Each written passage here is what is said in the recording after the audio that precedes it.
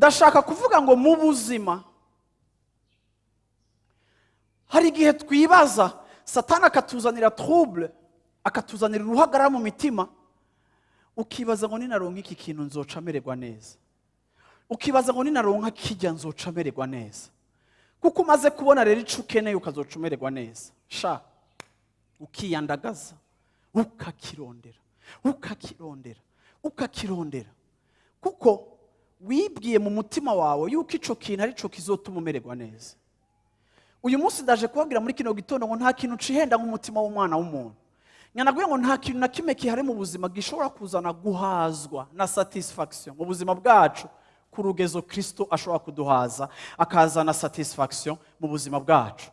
Yesu niwe atumara inyota yose. Yesu niwe aduha umunezero utuma tubumbwa n'ivyo dufise.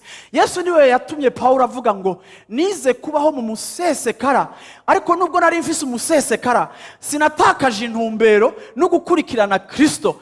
Ndi umugabo azi prosperite, azi ubutunzi, ariko nubwo nzi ubutunzi nibwigeze buntera gutakaza rezo ngo bimbuze gukurikira Yesu wanje.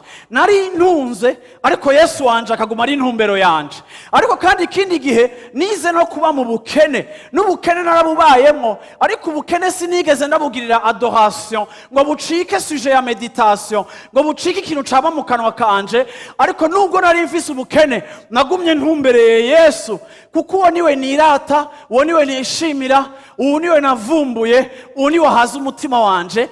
Nta kintu na kimwe haba kuronka canke kubura vyigeze binkura mu gutekana kwanje, kuko kwa gutekana kwanje ni kuva ku vyo mfise vyinshi canke ivyo mfise bikeya, ariko gutekana kwanje kuva mu bucuti nagiranye n'Imana.